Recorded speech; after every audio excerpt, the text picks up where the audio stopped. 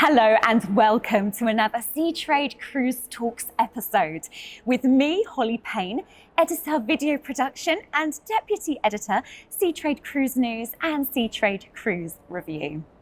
I am delighted to be joined today by Figen Ayen, president of MedCruise, who is going to talk to me all about sustainability, why it's so important, and especially what it means to her moving forward. So Figen. Hello, Ollie. Sustainability is something that you have spoken about throughout your time as president of MedCruise. Perhaps you could tell me why it's something that you feel very passionately about. First of all, I would like to say that we approach sustainability in a holistic manner. So I like talking about a holistic approach, a more human approach as well. And it's very important for me because when I started visiting all the dignitaries in the European Commission in Brussels, I realized that they didn't know what the ports, what the destinations, and what the cruise industry overall was doing far before the 2030 or the 2050 targets.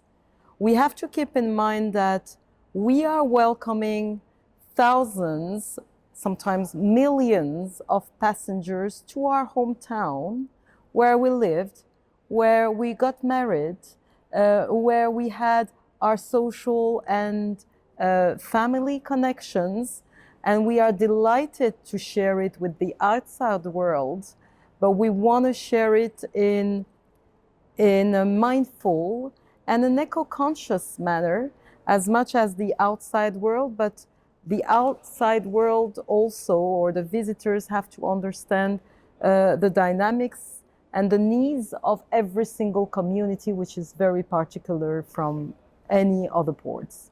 Thank you, Figen. We're here at Seatrade Cruise Med, and you spoke about this during the State of the Industry panel, and were talking about this balance, being able to meet the needs of communities, but also making sure that passengers have a great experience. What are some of the examples that you can offer when it comes to what your port members are doing to strike this balance? Well, we have to say, first of all, that among the 154 ports that MedCruise is representing, about 60% are islands, and that over 85% are right in the city center. The Mediterranean having a historical and archaeological texture, we need to protecting it. So every single port is really approaching in a genuine and authentic manner in just serving the passengers coming. So just to give you some practical examples, we see, for instance, that in Costa Brava, although they have the capacity of welcoming 2 simultaneously ships, they don't. They just take 1 ship per day. Or Dubrovnik, we all know that they have just put a limitation, which was not that well welcomed because we saw it as a rejection, but just the contrary, it's what the people in Dubrovnik needed. So they have a limitation of 5,000 passengers per day or 1 million on a yearly basis. So we gathered all these excellent examples in a publication that we coordinated with AIVP, which is a brilliant association, which is just focusing on sustainability for the cruise and the community connectivity.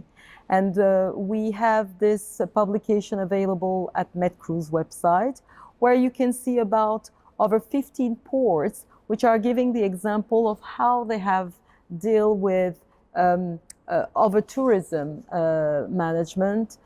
For Galata Port, for instance, where I'm the chief port officer, we decided to build up the terminal building under the ground as a first in the world, so that the whole area could be open to the community, and some areas that locals hadn't seen for 200 years have all of the sudden been accessible visually, physically.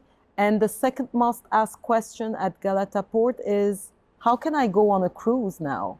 So they are excellent examples from our members who are finding innovative, creative solutions which are adequate to their profile and to their characteristics. And some of those examples you've given, Figen, with those members, are they finding that the media tends to promote their activity and what they're doing? Or from those individuals and those members, are they finding sometimes that there is a narrative that they are having to tackle? I think that we need all together in a common way to spread the words, and to make sure that all these activities that are not known, I'm pretty sure. And yesterday at the end of the panel, many people approached me and told me that we didn't know what it was. And we have the same situation for the EU, who didn't know that actually there were so many different type of ports, and that they were very different type of also ships. And when we're talking about cruise ship, it's not only big size ships. We have 400 ships which are very different from each other. So the media has to be a kind of a spokesperson so that we can have a kind of common message, and all the associations are key for it as well. And perhaps you could tell us a little bit about your website, because I know that as part of this commitment to sustainability, that you've made some changes, and it ties in with some of the research that a couple of the board members have been doing to try to piece together what's available at the ports. Thank you for this excellent question, because it's a very long and a very dedicated work that we did with MedCruise, the Secretariat, and all the parties involved. What we have done is, first of all, reflect all our data. I mean, data is really important to have a clear understanding of the needs of the ports. So we did a partnership with a company called SAMI, where we have right now all the industry will be able to see in a clear manner the passenger flow over the years for every single port member. And that's brilliant, because we are recording a lot of statistics for years. Secondly, what we have done is also to map everything. We have the ability of mapping all the surveys that we have done that you mentioned. Valeria and Jamil work with CMR, which is an excellent Italian company, which did an extensive survey, and we realized really with numbers how many port members will be ready for the EU targets in 2030, and we have been able to share, as we said at the State on in the Industry, that 30% of our ports will be OPS. Other thing is, from a holistic point of view and a social point of view, we're attaching a lot of importance to the crew members. All the members will be able to see what the neighborhood port is doing for the crew: free Wi-Fi, free excursions, discounts in the shops if there are any. So this is another thing. But the thing which is really dear to my heart is definitely the career opportunity as well. There will be a section dedicated, there is already a section dedicated for anybody who is looking to enter in our beautiful industry. The cruise industry will be able to see the job opportunities from the cruise line perspective, but also from the port member perspective. So it will be actually a 2-page where they will be able to see all the job opportunities, and that's brilliant for me. Fantastic. I can tell that you're very happy with that website. Oh, yes. It looks great. And I would like really to thank the Secretariat for making a great job and a dedicated job as well. Oh. I'd like to focus now a little bit on what your work with the Global Sustainable Tourism Council. Perhaps you could talk through some of the collaboration and the partnership that you have had during your presidency with the Global Sustainable Tourism Council?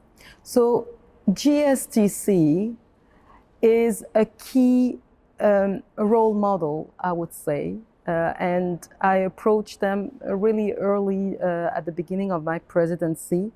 GSTC had done, and Ioannis will explain it in further details, but the thing which was really interesting for me is that they had created a kind of certification system for hotels, sustainable certification system for hotels, but also actually for excursions. And these models were just applied on national level. For instance, Turkey just acquired their services on a national level for all the hotels in Turkey, and thousands of hotels have been tracked, filtered to see how they were approaching sustainability, extract also some best practices. So the idea is just to implement a kind of collaboration which is on modular system, so that at the end of the day, we can maybe think of creating a sustainable certification for all the ports, because I want to make sure that it's not only OPS or LNG supply, which is important, but it's also the non-tangible, the soft sustainable or the social sustainable aspect that all these ports are deploying, which should be highlighted. And GSTC is just a perfect partner just to spread it or just to create a certification for that. And do you see that close partnership with the GSTC continuing moving forward? Well, I think that it will be for the benefit of MedCruise. We are just at the end of my mandate, but I'm pretty sure that the president of MedCruise will be sensitive to sustainability, because this is not a word. This is really something that we are all putting on practice far before the EU decided to put some targets and some regulations. It's in our DNA, because we want to protect our ports, we want to protect our destination, and we want to protect our families and make sure that the biodiversity is constant for our future generations. It's natural. And Figen, I couldn't go without asking you about an announcement that you made yesterday. It was a wonderful moment here at Seatrade Cruise Med, where you were given an honour, to mark your presidency, the hard work that you've done over the past 3 years at Med Cruise. And there was a session where you spoke about coming together with other associations and working proactively to tackle some issues such as overcrowding. So in view of your commitments to sustainability, how do you see that continuing and, continuing your legacy? Well, first of all, I have again tears in my eyes, and I'm getting very emotional. And I would like really to thank the whole team of Seatrade. I love this industry, and I think that we have the possibility of spreading how beautiful things we're doing in this in our particular professions all around, and Seatrade is such a great advocate for it. So I would like to really heartfully thank each and all of you for this recognition. I think that the associations are just like a big family, where you can just settle, find a peaceful and a trustworthy family, where you're exchanging the challenges that you are facing. So MedCruise is just a great platform, but we saw over the years, and I saw personally over the years, that all the other associations in the neighborhood, Cruise Europe, Cruise Britain, Cruise Norway, are all dedicated as much as we are to make sure that we have some beautiful destination, again, that we want to share with the outside world. So it was a kind of natural just to get together and just to enlarge a little bit the family and enlarge it a little bit bigger. And maybe actually we will go over ocean and just reach out for our friends in the Caribbean, because actually at the end of the day, we are doing the same thing wherever we are in this globe. So this legacy, and I remember when we did our first interview at the beginning of my mandate, I wanted to have a legacy, and I'm happy to see that in Union, we are looking at the same angle and from the same window, and it's really exciting. So the family is getting bigger. Well, that's wonderful. And you've introduced so much during your time at MedCruise as president of MedCruise. So I know that this is something that will continue to endure. I mean, are there any other steps that you would like to see taken moving forward with the association? I know that it means a lot to you, you know, and your port members, and it's a very close community that you share. Is there anything else that you would like to see continuing? Any other changes or enhancements that you would have liked to have seen? And well, I started with a motto, which was our diversity, our strength, regardless the nationality, the faith, the belief,